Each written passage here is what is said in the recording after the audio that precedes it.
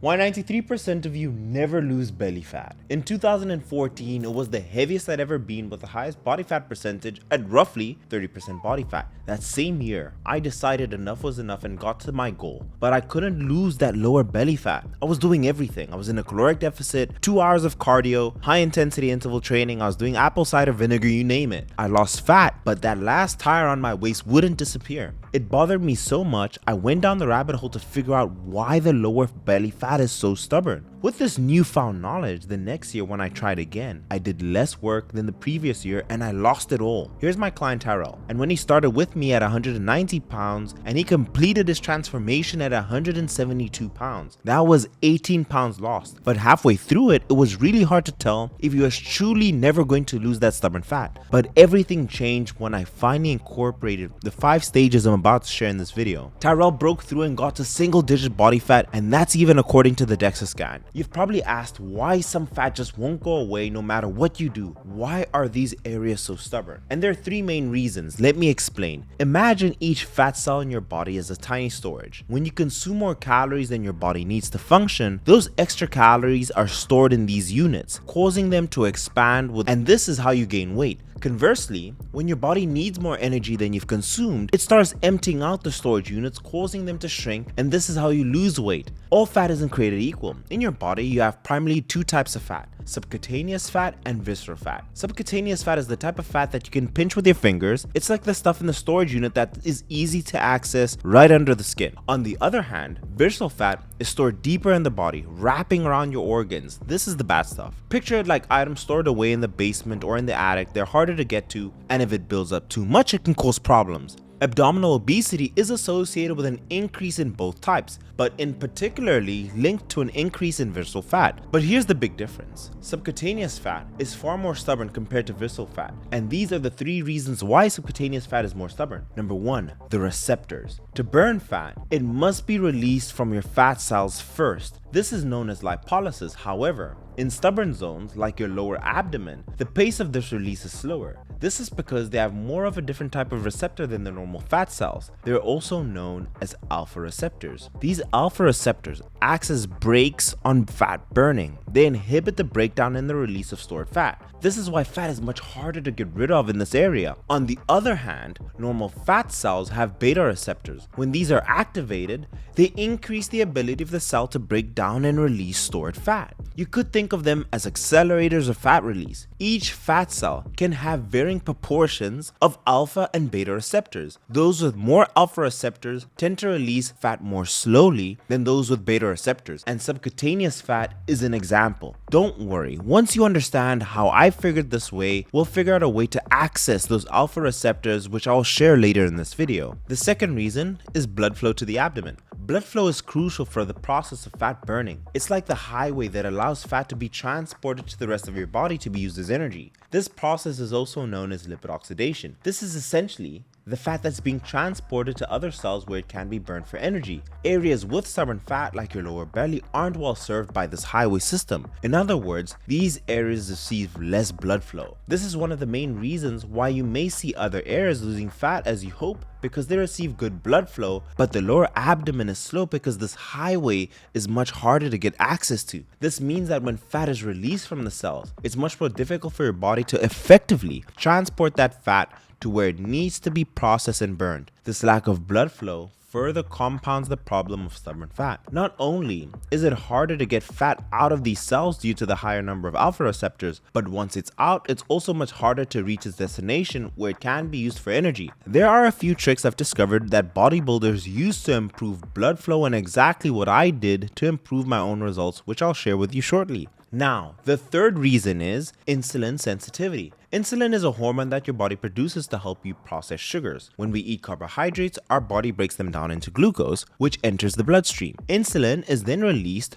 by the pancreas to help our cells absorb and utilize the glucose for energy. Insulin acts as a key that unlocks the cells, allowing glucose to enter. Now, when it comes to fat storage, insulin also has an impact. When it comes to stubborn fat, they tend to be more sensitive to insulin. This means they respond more strongly to insulin signals, leading to increased fat storage and decreased fat release compared to regular fat cells. These three reasons collectively explain why fat in the lower midsection of our body can be stubborn and hard to lose. The important question here is, can we spot reduce fat in this area? This video will guide you to lose fat from your belly, but it doesn't mean that you can target which part of your body you'll lose fat from by focusing on doing specific exercises from that area. The answer is no. You cannot choose a body part and spot reduce fat. Fat loss is not size specific. Many people will try reduce fat in these areas by targeting these areas like using leg raises, crunches, and sit-ups, but unfortunately, these exercises only strengthen and tone up your core muscles. They won't directly burn fat from those specific spots. Fat loss occurs systemically through the body as a whole, rather than an isolated region. So let's get into the most effective steps to get rid of the lower stubborn fat for good. Take a second right now to go into the comments down below and let me know what your weight is and what your body fat percentage is based off of the photo I'm showing you right now. And I'll tell you exactly how much protein you should be eating. Step 1. A caloric deficit. To lose any kind of fat, and especially the lower belly fat, it's the first rule. You need to be in a caloric deficit. This is where the total calories burned each day, exercise, non-exercise activity, and metabolic rate outweighs the calories you consume from the foods and drinks. The larger the deficit, the more fat will be burned. But create too big a caloric deficit in the diet can be too hard to follow. If you're very overweight to start with, a 500 caloric deficit is a good target. If you're close to getting abs and need to adjust your diet slightly, a smaller target between 200 and 300 is a good idea. There are 3 ways to create a deficit. The first one is reducing your caloric intake through your diet. The second way is increasing your caloric output through exercise. And number 3,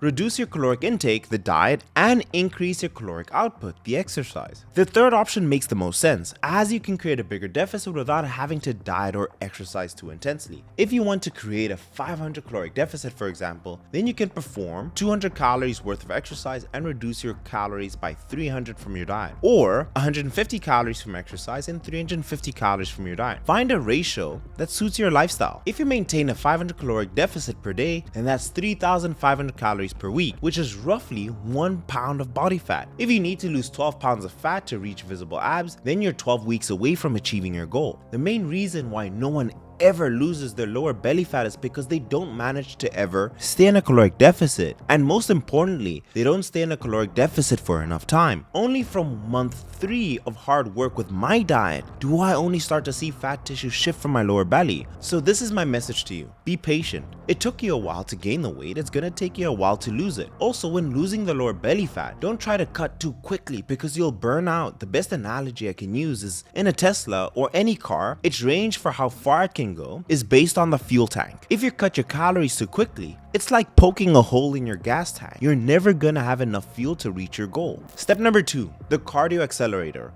Walking is one of the biggest game changers for losing lower belly fat. Let me explain. Research has shown that both fat and carbohydrates are burnt, and the proportions vary with the intensity of the exercise. It also shows that as exercise intensity increases, so does the reliance upon muscle glycogen for energy over your fat stores. As the exercise gets more intense, so does the proportion of energy coming from glycogen compared to fat. This is why very low intensity activities like walking taps mainly into fat stores, while high intensity pulls much more heavily from carbohydrate, your glycogen stores. Both moderate intensity and high interval training are effective for fat loss, but it depends on which you prefer. When we exercise, our body uses 3 sources of fuel: fats, carbs, and protein. Being that the goal is fat loss, using fat as fuel would be ideal. HIIT pulls much more heavily from carbohydrates. Consider this example from the American Council of Exercise. Assume you just burned 200 calories from 30 minutes of low intensity running. Approximately 120 calories of those 200 comes from fat. Now assume you burned 400 calories at a higher intensity at the same amount of time. Of those 400 calories, roughly 140 comes from stored fat. Of course, this example assumes your sessions are equal in length. If your HIIT workout is shorter than your slow cardio session, you may end up burning more fat with slower cardio. In short, walking was something that I could sustain for longer than 3 months. With losing the lower belly fat, it's gonna take some time. It's a marathon. What normally happens is you burn out and you give up quickly because you're exhausted from all the high intensity interval training by month 3. So let me share with you my cardio routine.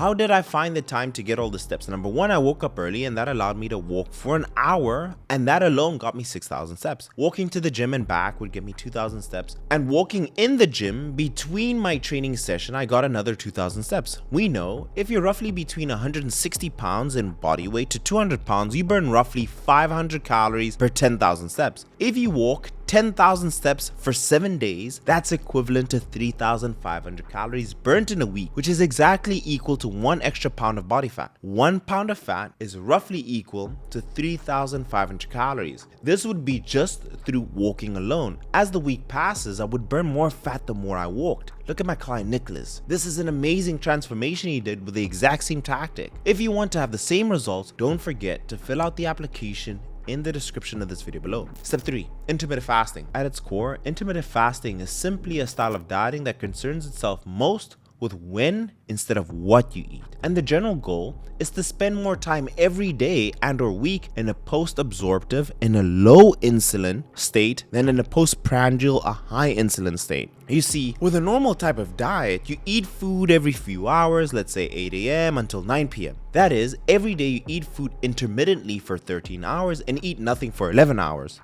Due to the time it takes to process food, and depending on the size and the composition of your final meal of the day, this means that the majority of the time the body spends in a post-absorptive state will be when it's asleep. So 6 to 7 hours is probably the average. With intermittent fasting, you flip this around. You eat food intermittently for, let's say, 8 hours and eat nothing for 16 hours. What I personally did to follow the plan better was a 16-8 intermittent fasting. Although it's not a magic pill, because I was so busy in med school, I would be hyper focused during the day, as a tremendous amount of mental focus and clarity came from this, which is one of the benefits of intermittent fasting. During my fast, I would drink 1 to 2 cups of black coffee, which is also shown to have fat burning effects. My general rule was no coffee after midday. Once I get home from the hospital, I could eat anything that really fits my macros. Because this was so enjoyable, it made me even more consistent, and that allowed me to lose more fat because I was adhering to a diet so well. I had 0 cheat meals in 90 days because the diet felt like I was already cheating. This is what I would do with all my clients. When we started working together, I asked them, tell me all the foods you enjoy, even the pizza, even the ones you consider unhealthy, so that I say pizzas, burgers, burritos, ice cream. And when I design their plan, taking into consideration their favorite foods, I know they'll be able to do it for the rest of their life. And if you're a busy professional and you finally want to get your health back,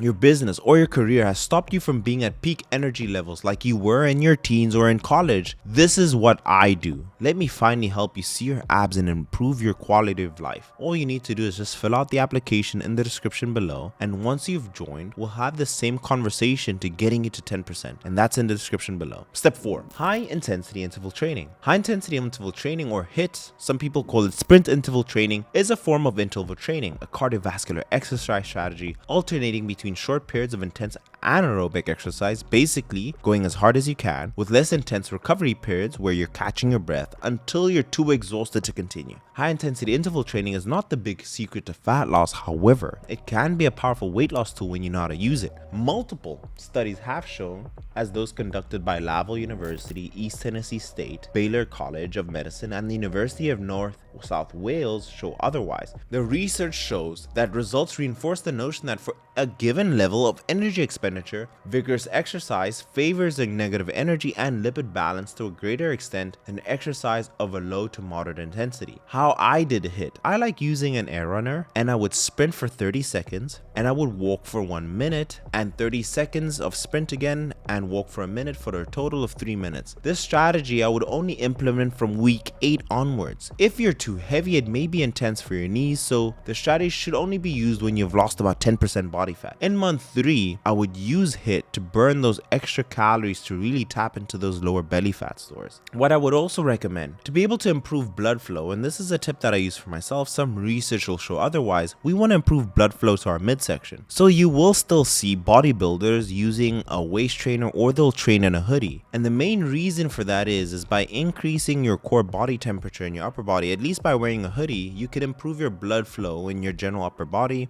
And this is another reason why people waist trainers. I'm not recommending to use it, but this is one of the strategies that I use. I do cardio in a hoodie to increase my upper body's core temperature, and in reality, when I get to that lower digit body fat, I do use a waist trainer once I'm trying to get rid of those extra little pounds that may just be placebo. But that's what I personally do, and that's a little tip that I've used on myself to get rid of that lower belly fat. Step number 5, supplements. Yohimbine HCl. It's a supplement that's derived from the bark of the yohim tree, which is native to West Africa. It's often marketed as a fat loss aid, primarily because its supposed ability to increase fat burning. However, the scientific evidence supporting this use is mixed, and the supplement can come with several side effects. Yohimbine acts as an alpha-2 adrenergic antagonist, which means it blocks the activity of the receptors in the body that inhibit the breakdown of fat. In theory, by blocking these receptors, yohimbine would allow for greater fat breakdown and loss. Additionally, yohimbine can stimulate the release of norepinephrine, a hormone that can enhance fat burning. However, it's important to note that human studies on yohimbine have not definitively proven that it will be effective on promoting fat loss, especially localized fat loss. While some studies have found it to be beneficial, others have not, and many have methodological limitations. From my research, I've read that yohimbine may trigger anxiety to some levels, so this may not be an option for everyone. However, in the past, I've used yohimbine and it has been helpful. Another supplement that definitely helps with losing the lower belly fat is caffeine. It allows you to fast for longer. It has shown to have a lipolytic effect, so it will help you burn more calories and it will help you move more. So a pre-workout is something that I'd often use. Pride is the pre-workout I go for. And finally, a whey protein, and that has helped me feel satiated a lot. But in a recap, you want to be able to stay in a deficit for longer. Only in month 3 or 4 may you start seeing that lower belly fat go away. So why most people never see their lower belly fat is because they don't give it enough time. I've even seen some clients take up to 7 months to finally get that lower belly fat to go and completely disappear. The second thing, steps. Try and walk more. And you can get up to 20,000 steps. And when you've lost the weight, steps is going to be the greatest thing that will tap into that lower belly fat because it will mainly use fat as an energy source. The third thing that I try and utilize is improve my blood flow to my midsection, and this is generally by increasing the temperature. And this is generally by walking with a hoodie, or I'm able to maybe put a waist trainer on when I'm doing cardio. This is effective for me. I've used it before, and why you see some other bodybuilders use it. And then in terms of supplementation, when you're trying to get rid of that last little bit of lower belly fat, yohimbine is something that you'll see a lot of bodybuilders use. Caffeine is another supplement people use, and a whey protein. But I'll leave the video there. Let me know in the comments down below if you guys did enjoy this video. Leave the video a gentle thumbs up, and I'll see you in the next one.